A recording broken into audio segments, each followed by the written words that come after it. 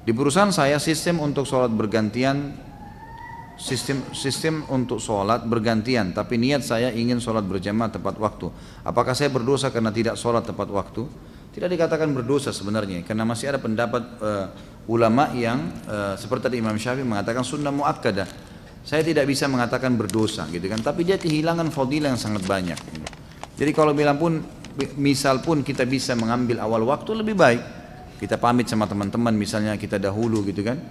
Dan itu sholat juga tidak akan mengambil waktu lama. Saya juga sarankan begini, perlu difahamin ya. Terikat dengan jam kerja kantor, ya, itu wajib hukumnya karena antum mengikuti syarat. Kata Nabi SAW, al-mu'minuna ala syurutihim, al-mu'minuna ala syurutihim. Orang mukmin harus patuh dengan syarat yang disepakati. Misal, waktu istirahat jam 12 sampai jam 1. Azan setengah 1, gitu kan. Antum mulai masuk masjid sholat. Ternyata harus kembali sebelum jam 1, misal 5 menit sebelum jam 1 ada absen lagi, misal contoh. Antum baru selesai sholat wajib, belum sempat sholat ba'diyah duhur, itu sudah jam 1 kurang 5 menit. Kalau sholat terlambat nih, balik kerja, maka jangan sholat sunnah ba'diyah. Karena mentaati peraturan wajib. Sementara sholat sunnah itu sunnah, gitu kan. Kecuali kita sudah balik ke kantor, ada waktu lowong, kita bisa buka sejadah dekat meja kerja kita, lalu sholat itu nggak ada masalah. Jadi harus pertemukan masalah itu ya. Jadi lakukan yang wajib saja. Pernah ada teman-teman yang di luar negeri bertanya kepada saya, Ustadz, saya kerja di luar negeri dan di luar negeri ini orang-orang non muslim, saya nggak bisa sholat, gitu kan. Dan seringkali meeting di waktu-waktu pas lagi sholat, gitu kan. Apa yang saya harus lakukan? Saya balik tanya begini, saya bilang kalau seandainya anda lagi meeting kemudian, misal ini contoh, semoga Allah muliakan kita semua. Saya kasih contoh ini, contoh orang mau ke kamar mandi, kebelet buang air besar, kebelet buang air kecil, lagi meeting, diizinin nggak?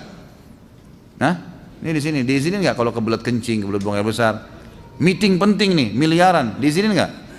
Ya nggak bisa berpikir kan kalau mau kencing gitu kan, nggak mungkin, pasti diizinin ke belakang. Ya sudah, kita izinnya memberikan isyarat memang mau ke kamar mandi, betul kamar mandi kan, ke kamar mandi. Dan orang saya bilang lagi, kalau masuk kamar mandi lagi kebelet, pamit, lagi meeting, kalau kita butuh waktu 10-15 menit diizinin nggak? Nggak mungkin kan tengah-tengah digedor-gedor, ayo cepat gitu kan, nggak mungkin. Orang lagi buang air besar gimana, dia harus selesaikan hajat, kalau enggak sakit perut. Maka berarti bisa dipakai itu untuk sholat tuh.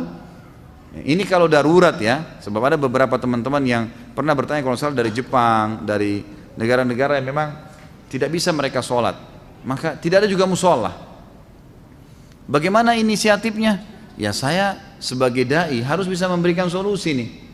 Kalau dia mau disuruh pulang, dia sudah terikat akad kerja di sana, maka caranya adalah kayak tadi, pamit ke kamar mandi, memang mau kamar mandi, uduk di sana. Kemudian sholat, cari tempat yang bisa sholat di situ. Mungkin di gang, mungkin di mana, ya apa boleh buat, harus sholat.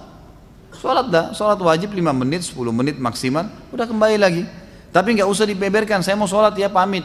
Kemudian berantem kalau tidak disuruh sholat, susah. Anda sudah akad dengan orang kafir, gimana, nggak bisa gitu kan. Jadi ini namanya hiyal syari'iyah. Harus kita mencari solusi secara syar'i yang memang kita tidak kehilangan pekerjaan dan juga tidak kehilangan ibadah itu.